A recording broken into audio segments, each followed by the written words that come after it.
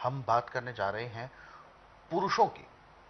और पुरुष का सीधा अर्थ होता है पुरुषत्व से, यानी जो पौरुष जीवन होता है वो बहुत खुशहाल होना चाहिए। पौरुष जीवन में सबसे बड़ी जो चुनौती आती है, जो सबसे बड़ी समस्या आती है, वो गृहस्थ जीवन के लिए होती है, जिसमें सुस्ती आना, या हम अन्य भाषा में कहें तो नामर्दी एक शब्द होता है। इस तरीके की जो समस्या होती है ये बहुत निराश करने वाली होती है, और कभी कभी तो जो रोगी होता है वो डिप्रेशन तक की स्थिति में चला जाता है। क्या है ये नामर्दी, क्या है ये सुस्ती, और कैसे इसका निदान है? देखिए, जन्मजात तो नमर्दी किसी को होती नहीं। अच्छा। ये नमर्दी होती है जब बच्चा जाने में पांव रखने लगता है और उसकी स्ट्रेटजी गंदी है, गलत संगत की वजह से। हाँ, या तो हस्त मैथुन या फिर औरतों के साथ संभोग करवाना शुरू कर देता है कच्ची उम्र में। जी जी। वो शादी के बाद बिल्कुल कंडम हो जाता है,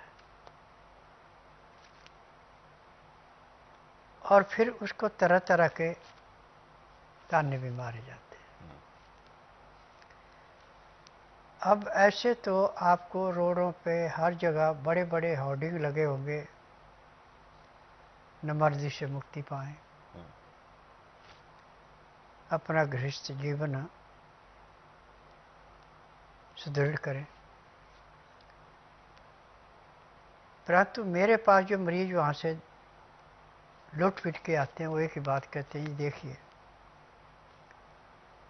थोड़ी देर के लिए उसमें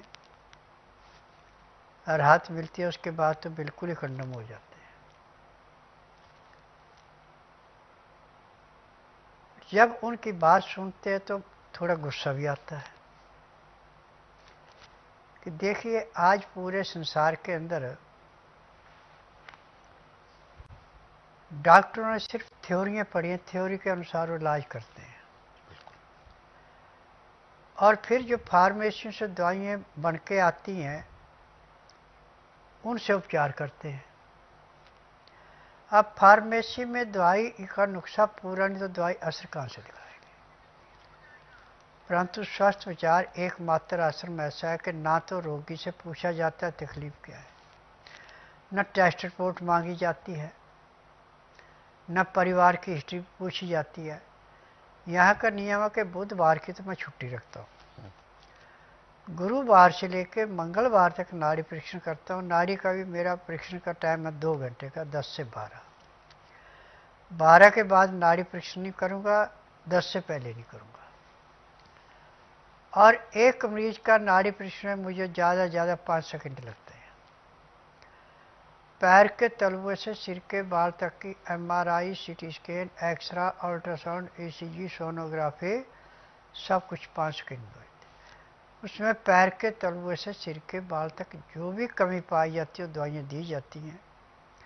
दवाइयाँ खाने की हैं, दवाइयाँ पीने की हैं, मालिश करने के तेल हैं, आँख में, नाक में, कान में डालने की दवाइयाँ।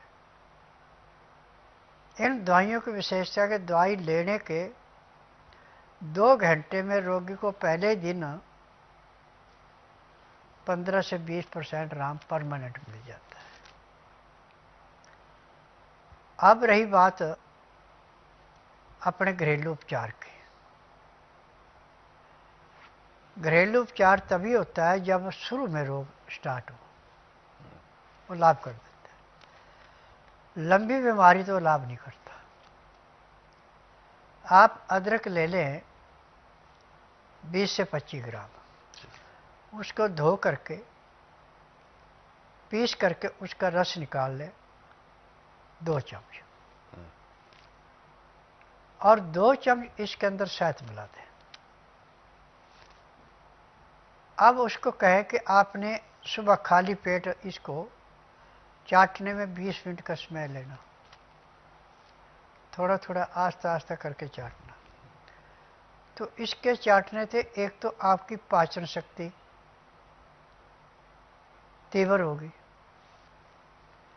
पैंक्री इंसुलिन बड़े अच्छे ढंग से बनाएगी, पित्ते में तेजाब नहीं पड़ेगा। अब गुर्दे में जाके जो उसके अंदर थोड़ा बहुत इन्फेक्शन है उसको ऐसे साफ करेगा जैसे कूड़े करकट के ढेर को माचिस की तिल्ली जला के समाप्त करती है। फिर उसके बाद खून के साथ मिलकर तिल्ली के ऊपर जो उसमें थोड़ी बहुत कमी है उसको साफ करेगा।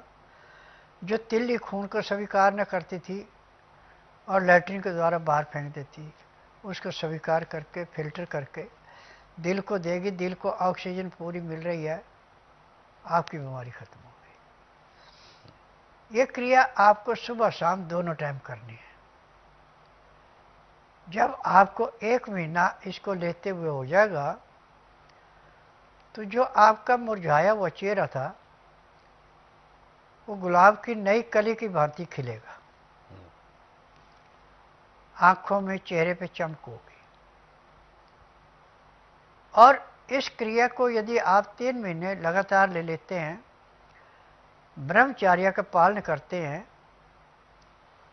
तो आपको सांड जैसी ताकत होगी। अब जो आप जीवन साथी के पास जाके शर्मिंदा होते थे, शर्मिंदा होने की जरूरत नहीं पड़ेगी। बल्कि जीवन साथी कहेगा कि आज तक आप कहाँ सोए थे,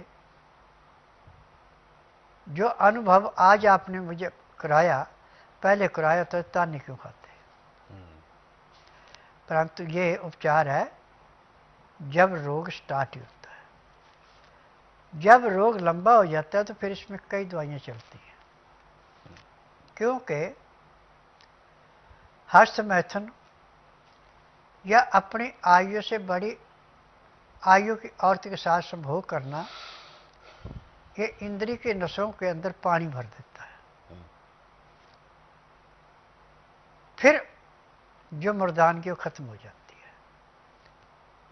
उसके लिए फिर दवाइयाँ अलग अलग हैं।